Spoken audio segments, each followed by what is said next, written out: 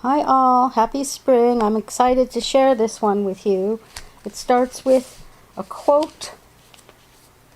If you want to awaken all of humanity, then awaken all of yourself. If you want to eliminate suffering in the world, then eliminate all that is dark and negative in yourself. Truly, the greatest gift you have to give is that of your own self-transformation. And this is a Lao Tzu quote from the Unknown Teachings of Lao Tzu. Here we go. One of the most common questions I've gotten through the years is, quote, do you know of, insert name, who's a trans channel operating somewhere else on the planet, unquote.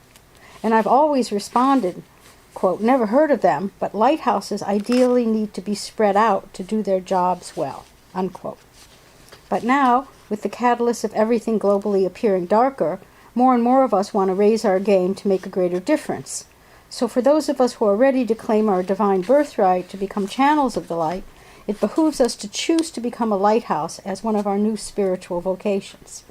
For not only will we be mindfully emanating brightness outwards in our personal realities, the light will naturally be radiating even further, affecting all those on the planet and the earth plane itself in the ripple effect.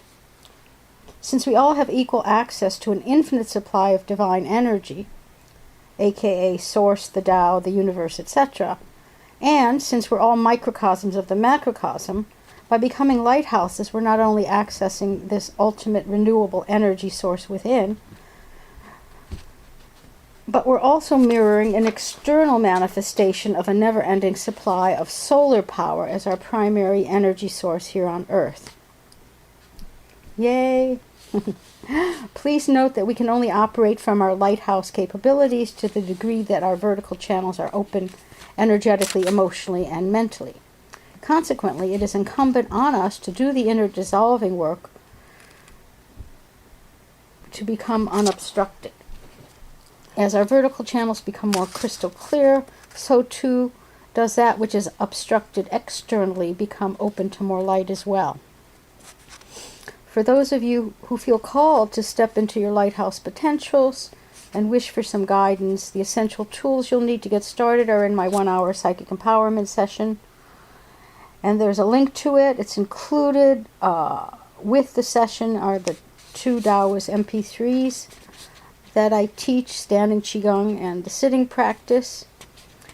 And FYI, everyone who has experienced these practices over decades concur, quote unquote, this session is a life changer. We all chose to incarnate at this time to witness the end of the world as we know it. The quickening continues to accelerate through the trickster planet of awakening Uranus, who dances into communication ruling Gemini on April 25th for 7 years until May 22nd, 2033. From this transit, which previewed last year, everything in our world has already begun to undergo a metamorphosis, especially in the arenas Gemini governs, such as the World Wide Web, AI, global connectedness through the mass consciousness, and travel, including higher mind travel to other dimensions. On a Trump note, and please skip this if you're taking a mental health break, or fast forward for a minute or two if you're listening, the current criminal occupant of the White House is actually being true to his lowest nature by operating as a chaos agent. Astrologically, this can be explained by the fact that he has a Sun-Uranus North Node of Destiny stellium in Gemini in his vocation house in his birth chart. I did an astrological read on Trump's presidential chances in 2015 on Fox News Radio, no less, and predicted that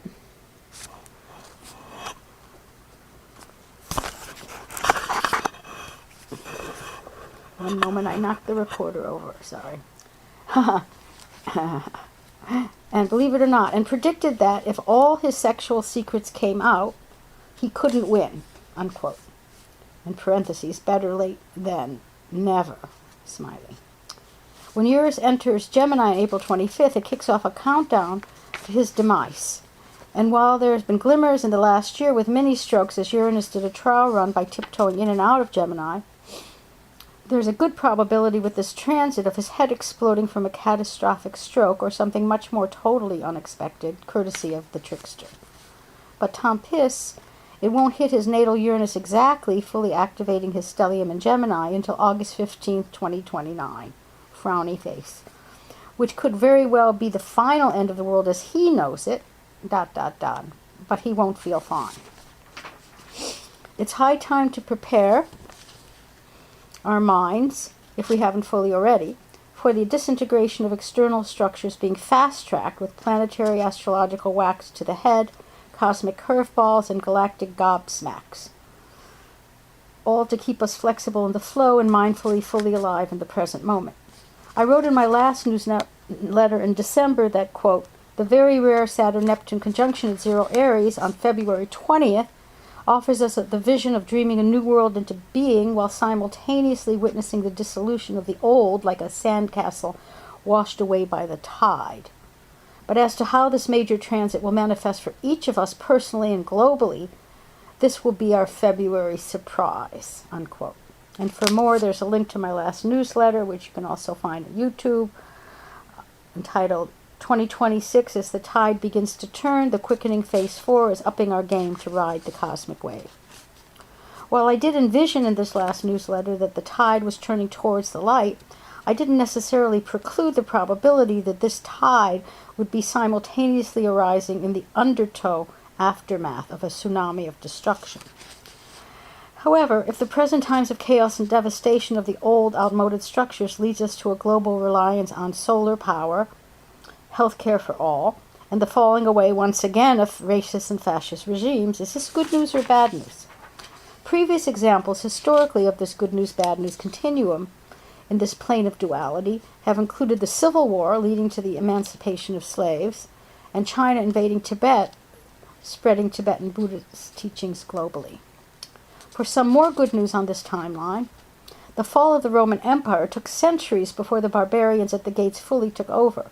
But now, the fall of the American Empire is happening in real time as I speak this, and will fully manifest in just a few short years! Exclamation point. This is because the current crop of barbarians are born and bred in the USA, so no travel time, needed for the invasion. And they're equally, if not more, barbaric than the last hordes in their greed, spiritual ignorance, and or fascist and racist beliefs. And then there's a picture of my favorite map of this timeline, which shows the majority of the U.S., called Dumbfuckistan. Everything in this cycle of the Kali Yuga, aka Dark Ages, is speeded up courtesy of the quickening. And yes, there have been more cycles than just this one. What, you've never heard of Caligula? Well, if you want to read up on him, you'll see that there's currently a wannabe Caligula-type emperor/tyrant with no clothes on, who relishes destroying everything that he can identify as himself. He's a perfect historical prototype of how dark and twisted humans can become with wealth and power, expressed in this cycle through the ongoing global Epstein horror. The dark age we're in is epitomized as one of dirty energy and ignorance. For more from a historical perspective, here is a compilation from various ancient Vedic texts about the Kali Yuga. And these were written thousands of years ago. Quote,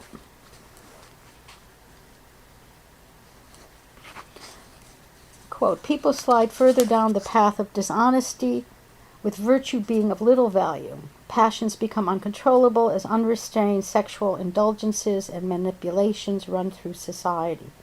Liars and hypocrites rise, important knowledge is lost, and scriptures become less and less common. The human diet is now quote-unquote dirty, and people are not even close to being as powerful as their ancestors in the Satya Yoga. Likewise, the once pristine environment is now polluted. Water and food become scarce, as do family bonds. Does all this sound familiar yet? Here's more. Quote, the end of this yuga will inevitably be followed by cataclysmic earth changes and civilization collapses, as is characteristic of the transitional periods. We need to be aware of these greater cycles of time that govern human civilization and the changes that are looming in the horizon. In the longest poem in the planet's history, called the Mahabharata, the planet's history, the Kali Yuga is considered the darkest age, a low point, unquote. So even if the Kali Yuga does begin to wind down in some of our lifetimes, there are still the predictions of volatile earth changes which occur during the transitional periods between yugas or ages. This is verified by the increasing incidences of extreme weather phenomena, all indicators that we may be in for an external bumpy ride for some time to come. This means for most of us, for the rest of our incarnations, so we need to remain on alert to buckle up as needed for the remainder of this trip. Alert, calm, and mindful, yes, but not extremely overreacting and falling into non-stop hypervigilance and catastrophizing.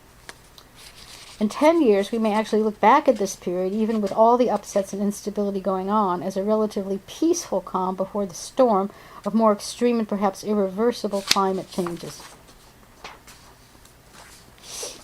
And here's a link to my newsletter called Kali Yuga 2.0, Staying the Course Through an Epic Plutonian Death Rattle for the Ages. What to do? The Vedic scriptures and major Taoist teachings concur. Meditation and various spiritual practices are the natural medicine to help us survive during tumultuous times such as these. Now more than ever, we must strengthen our personal practice and act as a light for those around us who are lost. To find inner peace within the most unpeaceful of times is true spiritual attainment and a most worthy goal. When I look into the eyes of refugees anywhere, I see hopelessness, suffering, and despair. When I look into the eyes of the poor everywhere, even in Pakistan, standing for hours in long lines for free food, medical, or dental care, I see hopelessness, suffering, and despair.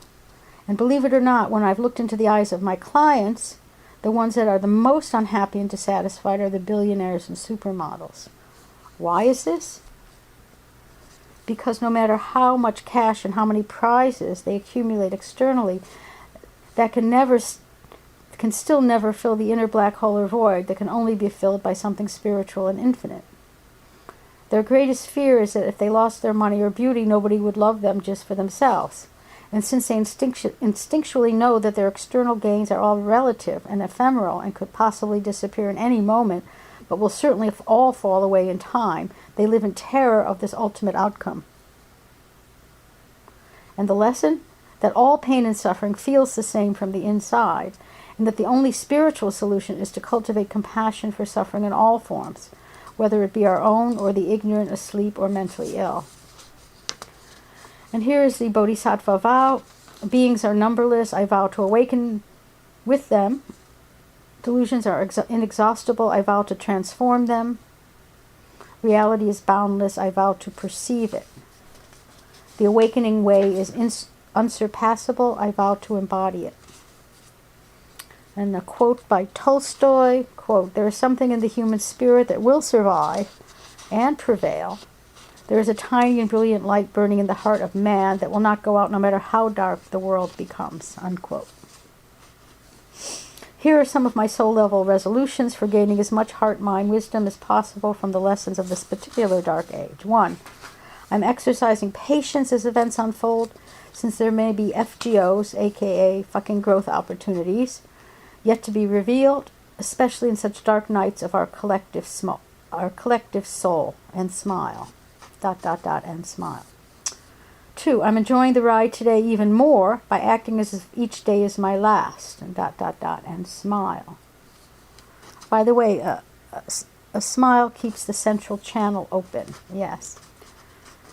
3. I'm holding the faith that life goes on, our souls live on, and that which we have always been seeking, source, has been inside us all along, ... and smile. 4. I'm grateful that life is doing its damnedest to help us remember why we are truly here, and ... just keep on smiling. One of the most common questions from clients, always asked hopefully, is, quote, "Is this my last incarnation?" Unquote. And I always have to pop their delusion bubble, by pointing out that aversion, equally as much as attachment, keeps one on the karmic wheel. Another frequent question is some variation of, quote, "If I've been of service on the heart levels and or been in a helping profession for this in many past lives and done it with joy in being, can I assume that my karma is paid in full?" Unquote. Then it's my job to clarify that there are 3 levels of personal karma. Iron chains, abusing others; silver chains, harming self; and golden chains, being of service but allowing it to feed the ego no matter how subtly. Enough said. For more, I'll link to "If this were your last incarnation, what would you do?" On a personal note, for those of you who've never met with me in person or worked with me remotely, please allow me to introduce myself. I've been in service as a trance channel for Akashic Records soul readings, among many other offerings, since 1972 at my home office in the East Village of Manhattan. This is after many lives in this cycle of karmic psychic development, most of them in literal caves or cave-like dwellings, as a Himalayan sadhu, Egyptian and Celtic high priestesses, Delphic oracle, and Taoist wizard. Now, I live in a long, narrow, ground floor garden apartment, which I call, quote-unquote, the cave, and it makes it all very karmically cozy. As the Taoists say, quote, "The lesser sage lives in the cave in the mountains, the greater sage lives in the heart of the city," unquote. So one could say that living in the heart of New York City is in a cave no less, is a karmic final exam for this particular type of development. In 1982, I made the most important decision of my life to date when I decided to make a commitment to sobriety by abstaining from mood-altering drugs and alcohol. At that time, I also decided to make my primary goal in life maintaining peace of mind and equanimity in the flow, regardless of external flux. And now at age 72 in linear time, my core objective is still unerringly the same as it was when I got sober. But not only that, this focus continues to deepen, and right now it seems to be emphatically accelerating as current conditions inspire. After decades of studying with various spiritual teachers, including many long retreats, spiritual pilgrimage to India and Egypt, as well as weekly classes, workshops, private instruction, etc., I finally reached a point of great clarity and cosmic humor in 2008 when I realized that I was more than ready to quote-unquote own my inner guru, as my last teacher had advised. This led me into choosing to structure my daily life as if I was on a permanent spiritual retreat, and here I shall remain. And there are links to becoming one with the inner guru, or how to make Saturn your best friend for life, and on spiritual teachers, buyer, be aware. From childhood, if someone asked me what I do best, I would say, quote-unquote, sleep, exclamation point. For as the Vedic sages say, quote, "When we go to sleep at night, we swallow the universe, and when we wake up, we spit it back out," unquote. In other words, deep sleep allows us to merge with Source, the Divine, or the Tao, and get fully recharged while remembering our true identity of one being with billions of faces. To this day, when I arise, it feels as if I'm coming up from the depths of the cosmic ocean of consciousness, and once more reclaiming my wave or separate identity as Joan in the earth game of Leela, aka divine play. I spend my mornings in quiet contemplation, firstly with a bath and some warm lemon water, then sitting practice, followed by yoga, qigong, and some weight training, all in my garden with some sunbathing, weather permitting. I keep my left brain monkey mind turned off until noon, and yes, there is a switch for that. We just forget. Which is when I allow myself to switch on all my devices, phones, computer, and so forth, except when I take a much-needed break from that as well, which is happening more and more these days. Thus, the newsletters are spread out more. I devote the majority of afternoons to working with clients, either on the phone, Zoom for Global, or in person, then a nap, and evenings are for personal entertainment, relaxation, mostly on the senses level, physical as well as psychic.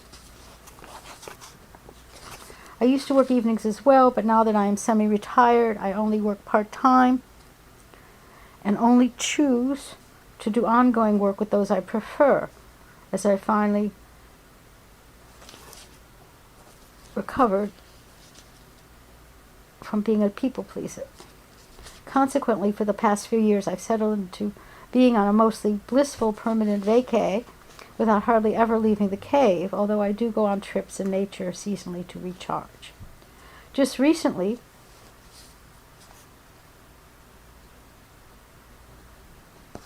there's been a profound change in my very long-range Taoist view of the evolution of consciousness of the race in terms of any time frame probabilities.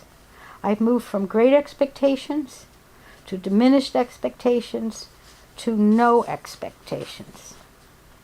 This spontaneous surrender of any illusion of control based on any personal agenda of hopes, wishes, and dreams moved me to the next level of peace of mind and equanimity in the flow.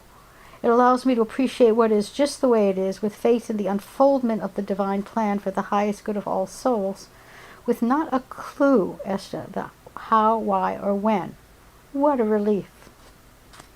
In closing, some of the best news for all of us is that abundant Jupiter is moving into quote-unquote claiming your crown Leo from June 30th, 2026 through July 26, 2027. This means there couldn't be a better time to step into our authentic personal power and own our well-earned talents, all karmically paid for and simultaneously to be graciously received as gifts from the divine. For more, there's two links. One is it's Showtime, Jupiter and Leo, Claiming Your Crown. Then an overall look at Jupiter called Infinite Abundance, Owning Our Inner Jupiter. For those of you coming up on what I call, quote-unquote, the victory round, age 60 to 90, which is the third karmic Saturn return cycle, there couldn't be a better time to invest in a combo reading about how to make the most of, quote-unquote, reaping all the fruits of this incarnation.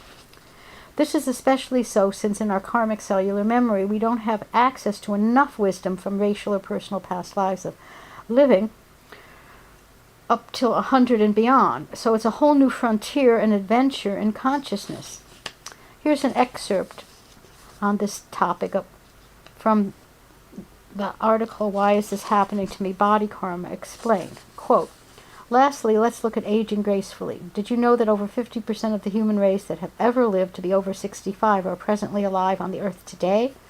That means that as a race, we have no cellular memory of how to age gracefully in an empowered way into our 80s, 90s, and beyond. This is one reason why there's so much fear around aging. As a race, we haven't as yet learned how to do it in a positive way, especially in modern Western culture. So it's very exciting to be part of a new generation in the evolution of consciousness, planting seeds in this racial cellular memory about how to live long with health, vitality, and no diminishment of power, but rather a continuous gathering of our forces and an ever-deepening wisdom, unquote. Wishing us all equanimity as we witness the unfolding of all the good news and all the bad news, especially whatever triggers our personal alarm bells, as this is where our healing and soul growth will flourish the most. As we awaken and open our hearts more to our true identity of pure being and our function as lighthouses here, I see us dancing with whatever is in the flow, with neither attachment nor aversion to timing or outcomes. And so it is. Love always, Joan. A final quote by Byron Katie. Quote, it's very frightening to watch the world unfolding in apparent chaos and not realize that the chaos itself is God and His infinite intelligence. Life is simple. Everything happens for you, not to you. Everything happens at exactly the right moment, neither too soon nor too late. You don't have to like it. ... It's just easier if you do, unquote. And there's links to two soundtracks, two songs for this newsletter. The first one is a oldie but goodie from 1987 by R.E.M. If you want it lighter, it's called It's the End of the World as We Know It, and I Feel Fine. And for those who want it the darkest possible, there's a link to a song by Leonard Cohen called You Want It Darker. And Leonard Cohen wrote this as the title song of his last album when he was dying in excruciating pain. Enjoy.